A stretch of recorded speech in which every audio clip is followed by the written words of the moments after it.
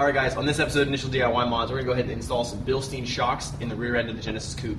This is basically going to allow us to stiffen up the rear just a little bit in terms of response. It's going to be a little bit quicker, it's not going to be as laggy, and hopefully the rear end won't feel as floaty. There are 130 bucks-ish online per side, so for less than 300 bucks we can go ahead and upgrade the rear end of our car. So, without further ado, let's start. So, the tools you're actually going to need. You're probably going to need maybe for some sensor wires to get this out of the way, 10 mil. You're definitely going to want at least 14, 17, 19, something if you have wheel locks on, something to get those off. 19 millimeter, 10 mil, just various crescent wrenches, and you're going to want Allen keys. The Bilsteins have an Allen key on the top. I think it's like 4.5 or 5. And basically that's just to get that top nut off, hold that shaft in place, and put the new top nut on. Anyway, I'm rambling. Some WD-40, you're going to have probably some rusty-ass bolts. Well, WD-40, PV blaster, any sorts of those types of fluids are going to work great. And possibly a hammer for anything stubborn. You're going to need a jack. You're going to need the car up on jack stands with the wheels pretty much dangling freely. And then just pop those off and swap the new unit in. So, pretty much without further ado, let's go ahead and get started. And remember, stay safe with this one. You don't want to be under your car if that thing falls over. All right.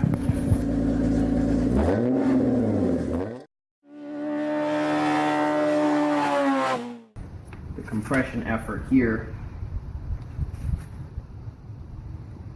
I can't give an exact weight, but I'm definitely leaning my body on it. Mm-hmm. It's compressing.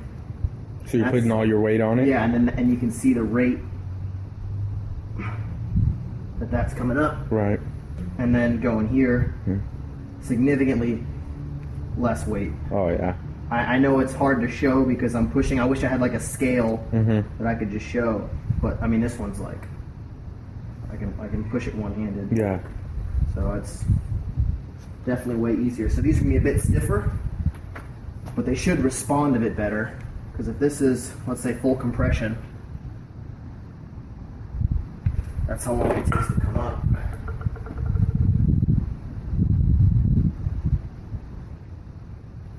Yeah, it's way stiffer for sure. It's stiffer, and on top of that, its response is a lot better. So now we got to take off this rusty ass top,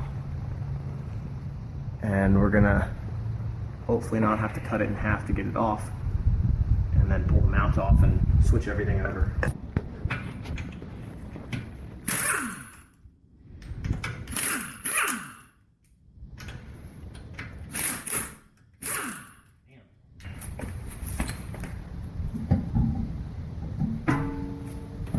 Get your fatty tires out of the way.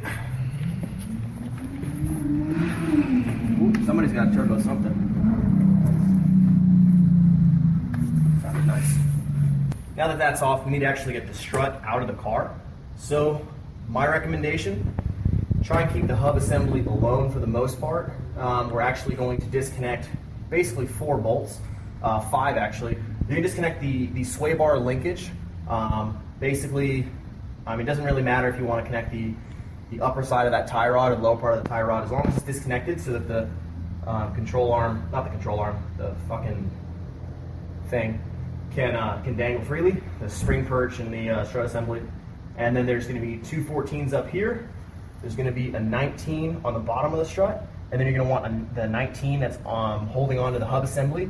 That's going to come off. So pretty much those 5 bolts and the swing arm is going to pretty much come down and separate from everything else. So we'll use a 19 to get those units off. We're also going to use a jack to help support it so the spring doesn't come down and shoot us, because that kind of suck. So we don't need a whole lot of pressure on the jack. And we're going to need a 19 mil to hold it on the other side.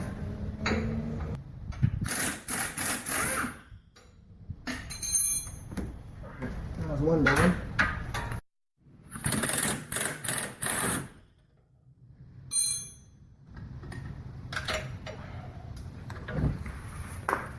Alright, so that's off. Now we need a 14. Disconnect the sway bar, which is back here. And we're just basically disconnecting the end link. just like that. And just push it out of the way. All right, so now there's two 14 millimeters up here.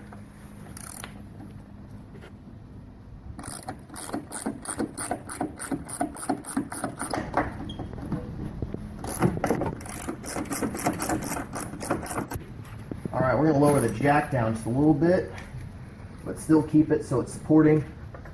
Give a little bit of a wiggle. What we're gonna do is I'm just turning the jack here, and that drop down with the spring pressure here, drop down that support, and I'm just gonna compress the strut just a little bit.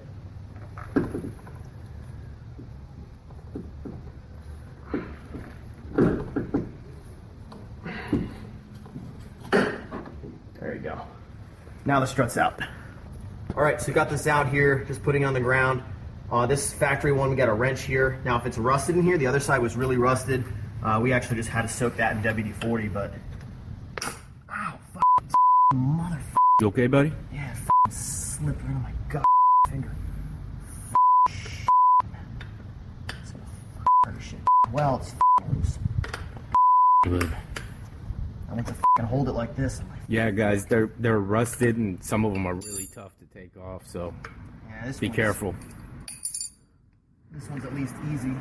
Yeah, the last one gave us a lot of trouble. All right, you're not supposed to do this, but I'm fucking doing it. Give me that 17. I don't give a shit about these factory ones. I'm not selling them. I'm just getting rid of them. So fuck it.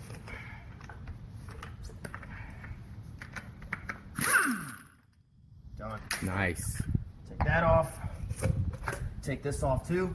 The rest of it is garbage. All right, take out your new one. Take off your little top nut. Pretty self-explanatory, just coming through and putting it just like you did on the other one.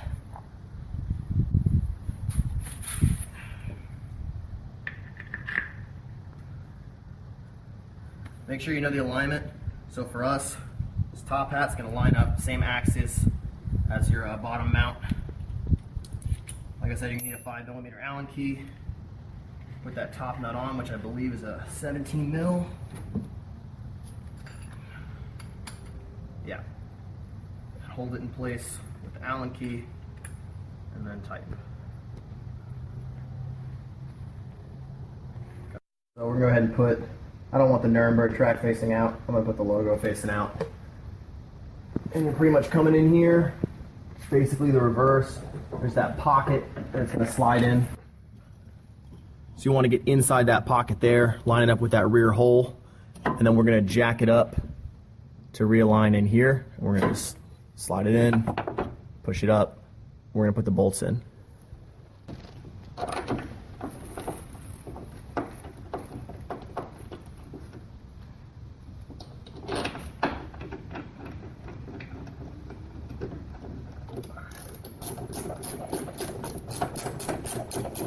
So we're going to jack this up just a little bit. Try and keep my head out of the way. And line up that 19 mil bolt. Lower it down just a little bit. Now that's all the way across. Now I'm going to jack it up some more so that we can line up our hub. All right, so we're trying to line up these two bolts now. It helps if you push your foot and then you pull the assembly back a little bit to make sure it's sliding in place. And then at the same time, you're going to jack it up. Can you jack it up for me? Sure. So I'll hold this. So ready? Jack, yeah. Up again. And give me another. One tiny little one. Stop right there. So now that hole's lined up, we can put our bolt through.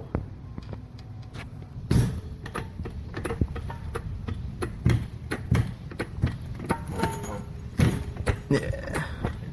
Hold on to me.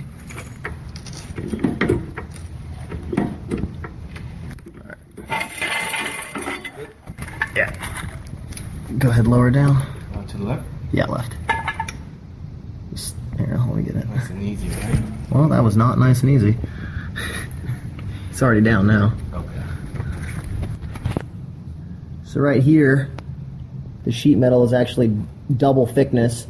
to allow for jacks. So you can see here it's kind of notched out. And that's where you're going to want to jack it up from. It's a bit sketchy, but that's how it's supposed to be done on this car. Do not jack up from the frame rails because you'll actually dent the frame rails in, so don't do that. Just edit that part out. Okay. So in editing, you just cut out the dirty ass cars. Nobody heard that.